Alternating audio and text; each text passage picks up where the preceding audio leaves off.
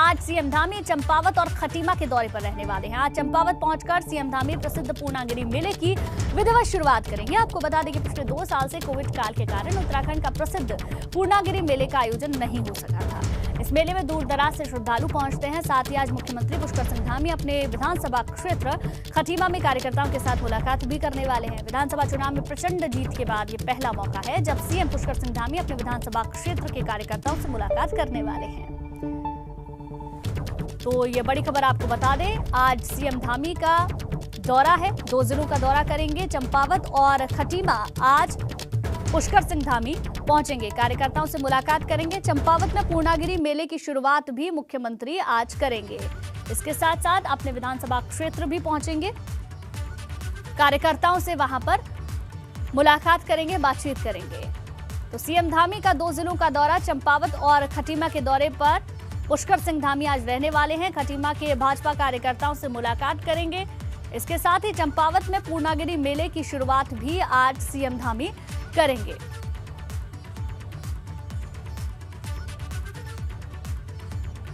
पिछले 2 साल से कोविड काल के कारण उत्तराखंड का प्रसिद्ध पूर्णागिरि मेले का आयोजन नहीं हो पा रहा था। इस मेले में दूर दराज से लोग पहुंचते हैं। इस बार ये मेले का आयोजन होगा, जिसके लिए तमाम जरूरी दिशा निर्देश धामी की ओर से दिए जाएंगे। इसके साथ ही अपने विधानसभा क्षेत्र खटीमा में भी कार्यकर्ताओं से मुलाकात मुख्यमंत्री करेंगे। और रवि कैंतुरा हमारे संवाददाता ज्यादा जानकारी के साथ देहरादून से हमारे साथ जुड़ गए हैं। रवि, 2 जिलों का दौरा है, दोनों ही जिलों का दौरा बेहद महत्वपूर्ण मुख्यमंत्री का।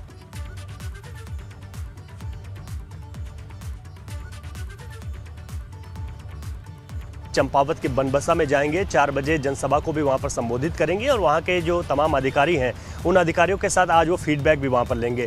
इसके अलावा अगर बात करें तो पूर्णागिरि के मेले में भी मुख्यमंत्री शिरकत करेंगे और ये माना जा रहा है कि मुख्यमंत्री या तो आज शाम को या फिर कल सुबह पूर्णागिरि के मेले में जा सकते हैं। वहाँ पर वो तमाम जो सुविधाएं हैं, जो वहाँ पर तमाम जो श्रद्धालु पहुँचते हैं उनका भी जायज़ा लेंगे और इसके साथ ही माँ पूर्णागिरि के दर्शन भी करेंगे, क्योंकि पूर्णागिरि का मेला चंपावत के लिए एक बहुत महत्वपूर्ण मेला है। 2 साल तक कोविड की वजह से मेला नहीं हुआ। इस बार मेले की शुरुआत जो है होली के बाद यानी कि 19 मार्च से हो चुकी है।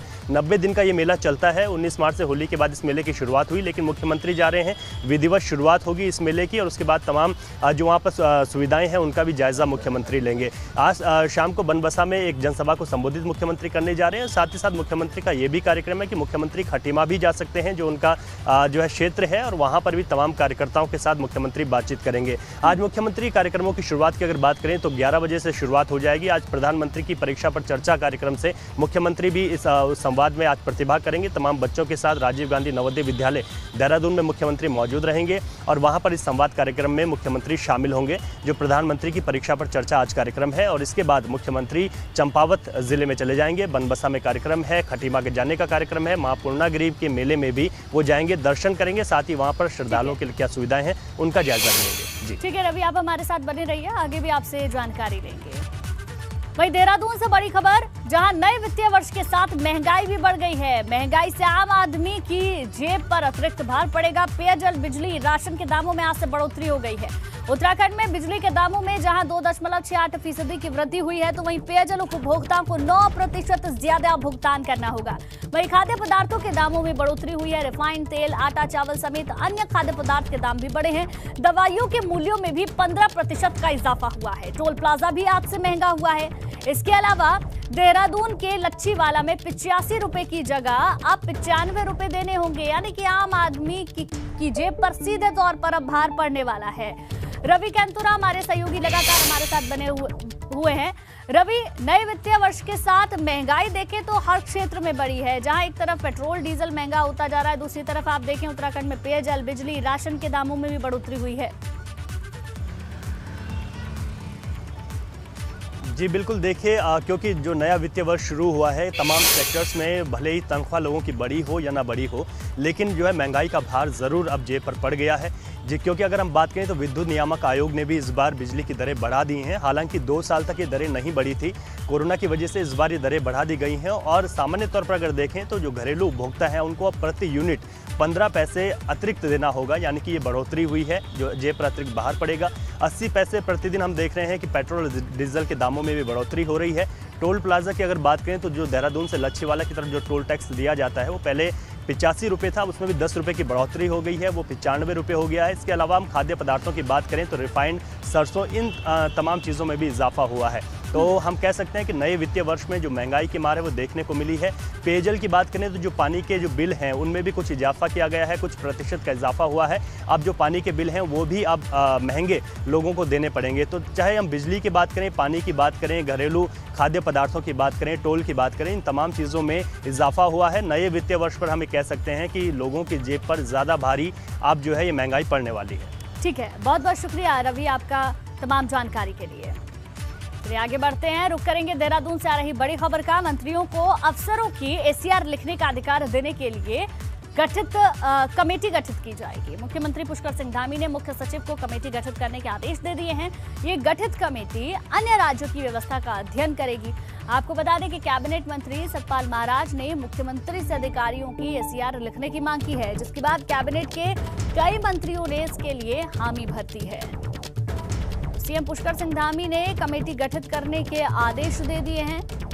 गठित कमेटी दूसरे राज्यों की व्यवस्था का अध्ययन करेगी। कैबिनेट मंत्री सतपाल महाराज ने मुख्यमंत्री से अधिकारियों की एसीआर लिखने की मांग की थी, जिसके बाद कैबिनेट के कई मंत्रियों ने इसके लिए हामी भर दी थी। तो ये बड़ी खबर आपको बता रहे हैं, मंत्रियों को अफसरों का एसीआर लिखने का अधिकार अब मिलेगा। मुख्यमंत्री पुष्कर सिंह धामी ने मुख्य सचिव को कमेटी गठित करने के लिए आदेश दे दिए हैं। ये गठित कमेटी अन्य राज्यों की व्यवस्था का अध्ययन करेगी। आपको बता दें, कैबिनेट मंत्री सतपाल महाराज ने मुख्यमंत्री से अधिकारियों की एसीआर लिखने की मांग की थी, जिसके बाद ये फैसला लिया गया है। पुष्कर सिंह धामी ने मुख्य सचिव को एक कमेटी गठित करने के आदेश दे दिए हैं। मंत्रियों को अफसरों की एसीआर लिखने का अधिकार देने के लिए ये कमेटी गठित की जाएगी।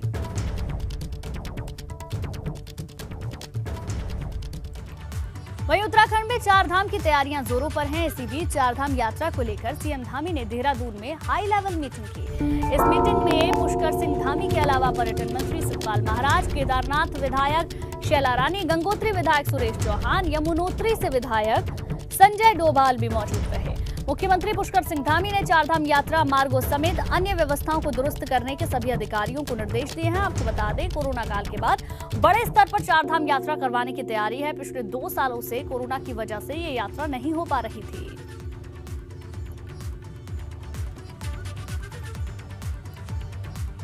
तो चारधाम यात्रा पर मंथन किया जा रहा है, क्योंकि कोरोना काल के कारण 2 साल से ये यात्रा नहीं हो पा रही थी। ऐसे में पूरी तरीके से व्यवस्था हो, इसके लिए अधिकारियों को निर्देश दिए गए हैं। मुख्य सचिव और डीजीपी जो एक बैठक बुलाई गई थी, उस बैठक में भी मौजूद रहे। चारधाम यात्रा सफल हो, इसके लिए तमाम तैयारियां भी की जा रही हैं, व्यवस्थाएं भी की जा रही हैं। मुख्यमंत्री की ओर से खास निर्देश भी दिए गए हैं और एक बैठक भी बुलाई गई थी।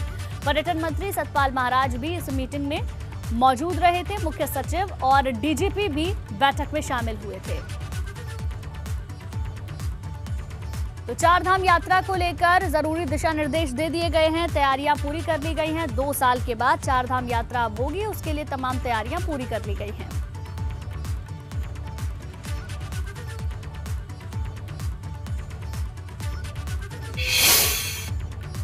विभागों के बंटवारे के बाद धामी सरकार के मंत्री अब फुल एक्शन मोड में हैं। इसी क्रम में गुरुवार को सभी मंत्रियों ने अपने अपने विभागों की समीक्षा बैठक की और सरकार की नई कार्य योजनाओं को लेकर मंथन किया।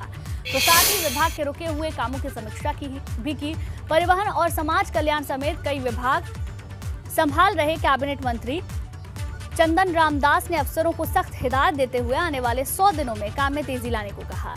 साथ ही आने वाले वक्त के लिए ब्लू प्रिंट तैयार करने के भी निर्देश दिए।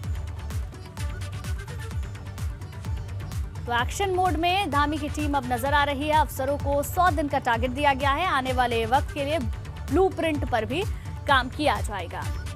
सभी मंत्रियों ने समीक्षा बैठक भी की है, अपने अपने विभागों की समीक्षा की गई है। आगे काम सुचारू ढंग से चल सके, इसके लिए समीक्षा की गई है।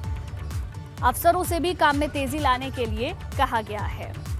इसके साथ ही आने वाले वक्त में किस तरीके से कामकाज होगा, इसके लिए पूरा एक ब्लूप्रिंट भी तैयार कर लिया गया है। अपने अपने विभागों की समीक्षा सभी मंत्रियों ने की है।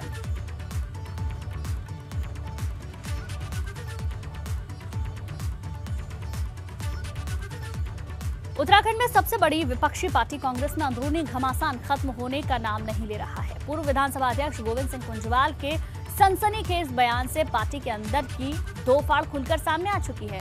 कांग्रेस की हार के बाद दो गुटों के बीच खींचतान इस कदर बढ़ गई है कि गोविंद सिंह कुंजवाल ने कांग्रेस के प्रदेश प्रभारी देवेंद्र यादव पर सवाल खड़े कर दिए हैं।